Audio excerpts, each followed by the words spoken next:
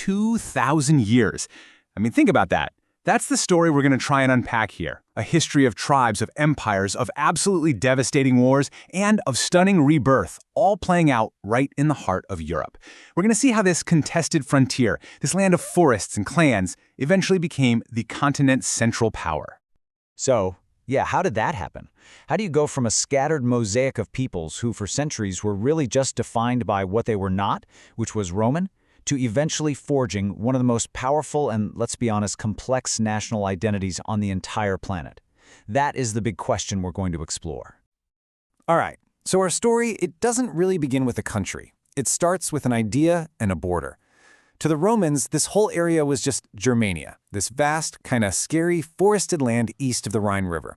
It was a frontier, a constant source of conflict, and, as it turns out, the place that would put a hard stop to their imperial ambitions. And this slide, it really just captures this fundamental clash of worlds. I mean, look at this. On one side, you've got the Roman Empire, centralized, bureaucratic, a superpower built on cities. And on the other, the Germanic peoples, totally decentralized, organized around family and kinship, where the big decisions were made by an assembly of free warriors. These weren't just two different ways of fighting, they were two completely different ways of seeing the world. And this cultural divide, it just blows up in 9 CE. The man who orchestrated the disaster for Rome was Arminius. Now get this, he was a Germanic chieftain, but he was also a Roman citizen and an officer. He knew their playbook inside and out. He lures the Roman governor, Varus, and his 3 legions deep into the Teutoburg forest and springs this perfect, devastating ambush. The defeat was so complete, so psychologically shattering, that the historian Suetonius tells us Emperor Augustus would literally wander the halls of his palace screaming this line in despair.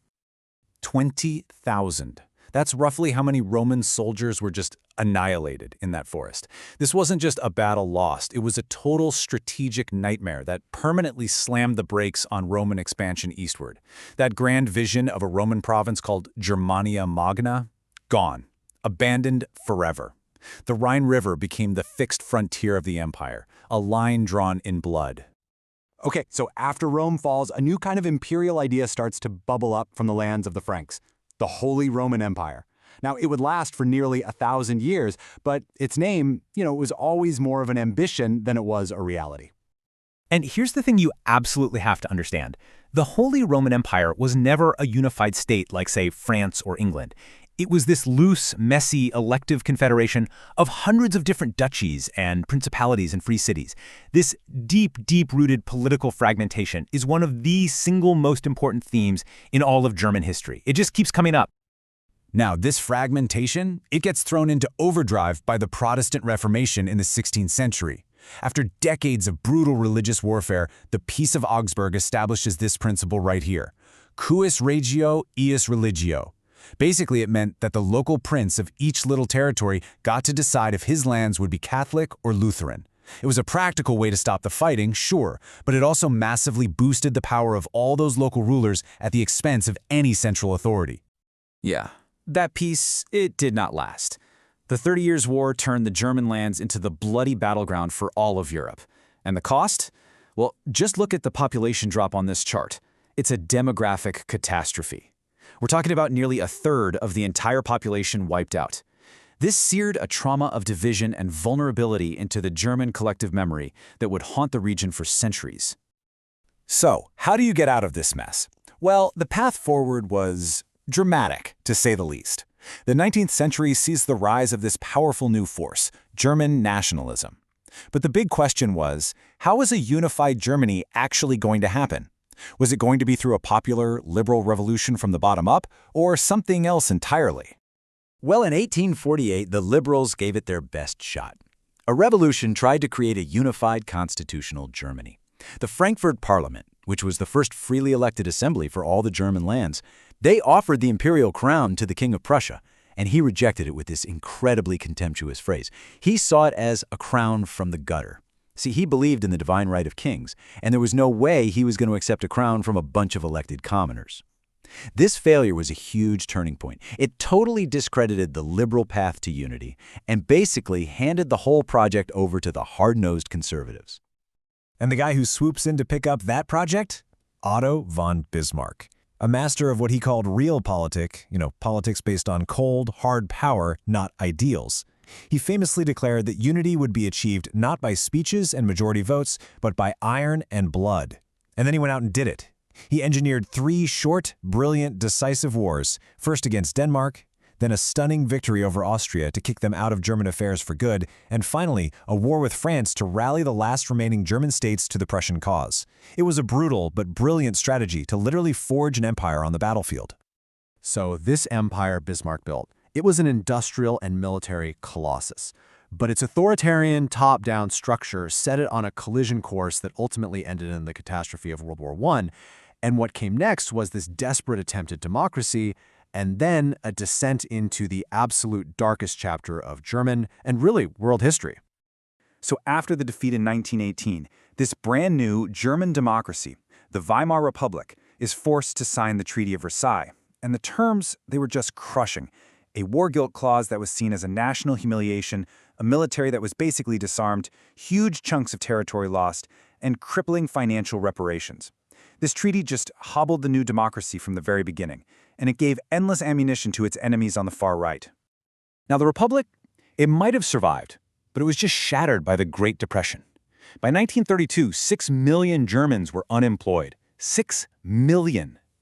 That staggering number represents a complete economic collapse and this widespread despair that created the perfect political storm. It was this desperation that Adolf Hitler and the Nazi Party were waiting to exploit. And once they got power in 1933, the Nazis moved with just terrifying speed. The Reichstag fire decree suspended all civil rights. The Enabling Act basically made Hitler a legal dictator. Political opponents were murdered in purges like the Night of the Long Knives. And the Nuremberg laws stripped Jewish citizens of all their rights, setting the stage for the Holocaust, the systematic, state-organized genocide that remains an unparalleled crime against humanity. By 1945, Germany is just rubble. Total ruin. Not just physically, but morally and politically. The end of World War II didn't bring unity, it brought an even deeper division. And yet, somehow, from these absolute ashes, a really remarkable story of recovery and eventual reunification was about to emerge.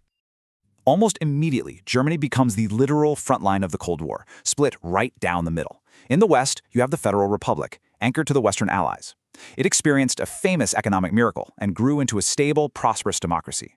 But in the East, the German Democratic Republic was a repressive communist state, its people's lives controlled by the infamous Stasi secret police, all behind the Iron Curtain. And in the end, it came so fast it was breathtaking. In 1989, inspired by reforms happening in the Soviet Union, this peaceful revolution just gathered unstoppable momentum.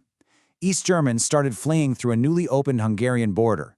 Mass protests erupted in cities like Leipzig.